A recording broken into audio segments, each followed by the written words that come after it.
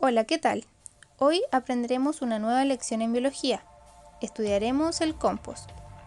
Y entonces, ¿qué es el compost? Vamos a ver. El compost es un producto obtenido a partir de diferentes materiales de origen orgánico, los cuales son sometidos a un proceso biológico aeróbico denominado compostaje.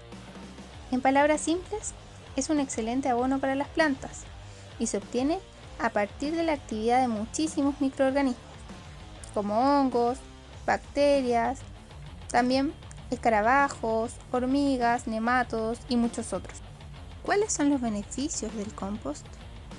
Además de aportar nutrientes al suelo, el compost mejora la estructura, aumenta la porosidad y permeabilidad, incrementa la capacidad de retención de agua en el suelo, entre otras.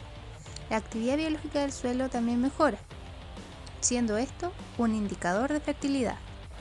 Con el proceso de compostaje se reduce la cantidad de basura en los rellenos sanitarios y por ende disminuye la emanación de metano, que es uno de los gases de efecto invernadero y uno de los mayores responsables del calentamiento global. ¿Qué se necesita para hacer compost? Lo primero es un recipiente o un lugar. Podría ser una compostera comercial, una compostera casera de madera, de plástico o de algún material reciclado. Podría ser también un espacio o agujero en el jardín de 30 centímetros de profundidad, que es en donde más actividad microbiana existe, o podría ser también en pilas, en grandes extensiones de terreno. La mezcla debe considerar material seco como hojas secas, cartón, papel, acerrín, también material verde o húmedo como restos de césped, restos de poda, algas marinas, restos de vegetales crudos, cáscaras de huevo, café, mate, té y también otros como por ejemplo estiércol de herbívoros como de vaca, caballo, de conejo y también de aves. Adicionalmente, se pueden agregar activadores de compost, que son básicamente un suministro de azúcares, nitrógeno, cepa de bacterias y otros microorganismos. En definitiva, son un superfertilizante y bioestimulante. Existen del tipo comercial y otros que pueden fabricarse en casa, en base a hierbas fermentadas en agua. Un ejemplo es el purín de ortiga, el cual se elabora agregando al líquido una porción generosa de ortiga. La proporción recomendada es 1 kilo de ortiga por 10 litros de agua. Se deja reposar por 10 a 15 días de forma no hermética, pues los microorganismos requieren oxígeno para permanecer. Pasados los 15 días, la mezcla debe filtrarse y el líquido obtenido puede aplicarse al compost que está en proceso. Otra alternativa es el té de compost, el cual se forma a partir de agua y una porción de compost maduro. Y el proceso para su elaboración y las condiciones son iguales a las anteriormente comentadas. Restos de cerveza del día anterior también podrían utilizarse como activadores, pues contienen levaduras que podrían actuar como acelerantes del proceso.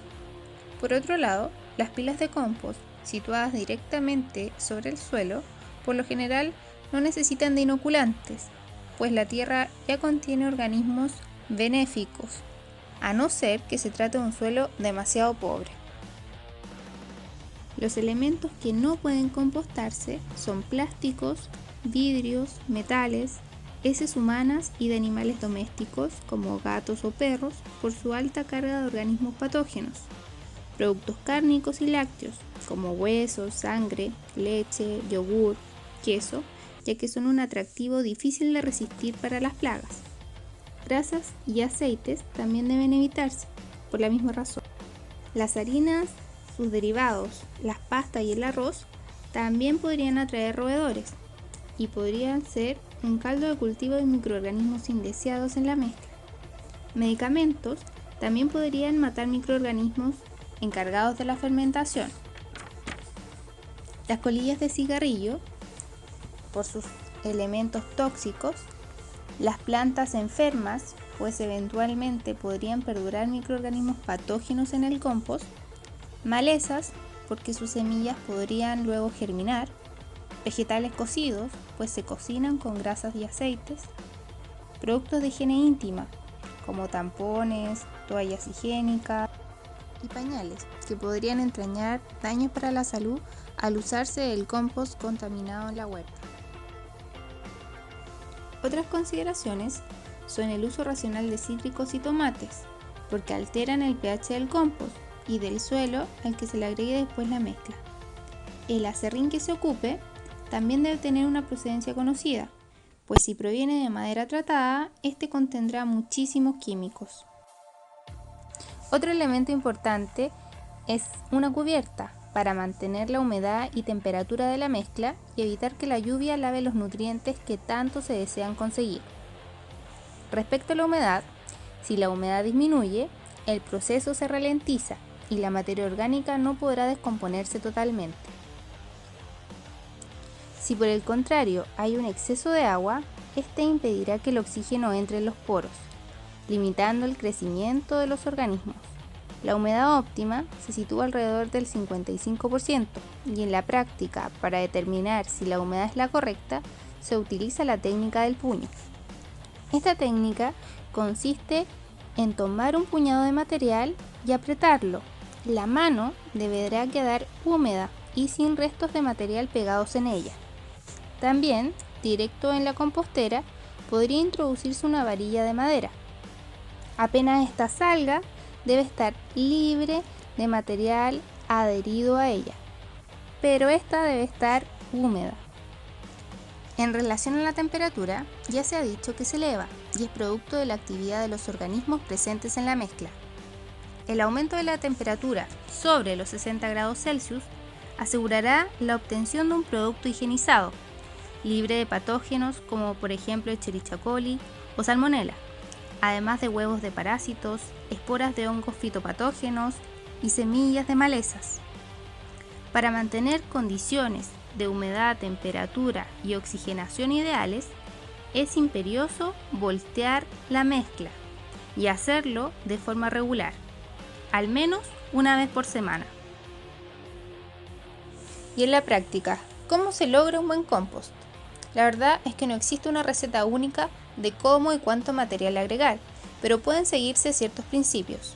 La primera capa, por ejemplo, preferentemente es de trozos más enteros, como ramas, resto de poda, cortezas. Luego puede agregarse una capa de hojas secas, seguida de una capa de material verde húmedo, como por ejemplo césped, mezclado con restos de la cocina, y así ir intercalando material seco y húmedo. Y también ir adicionando el activador de compost. En pilas de compost, la altura no debería superar los 2 metros, pues la porosidad se reduce por efecto del peso del material y el manejo se dificulta, lo que podría interferir para obtener el producto que se desea. Finalmente, la mezcla debe cubrirse con una fina capa de tierra y sobre ella disponer la cubierta, que podría ser de nylon u otro material. ¿Cómo saber si el compost está listo? El material en cuestión estará de un color café muy oscuro, olerá a tierra muy fuerte, estará granulado o homogéneo, es decir, no podrán distinguirse los distintos componentes. Su volumen será muy reducido en relación al que tuvo al inicio del proceso. Se obtendrá entonces un producto estable, libre de patógenos y semillas, y que podrá ser aplicado al suelo beneficiosamente. Se obtendrá entonces un tesoro. Ahora solo queda aceptar la invitación que hace la naturaleza y reconciliarnos con ella. Composta tus residuos.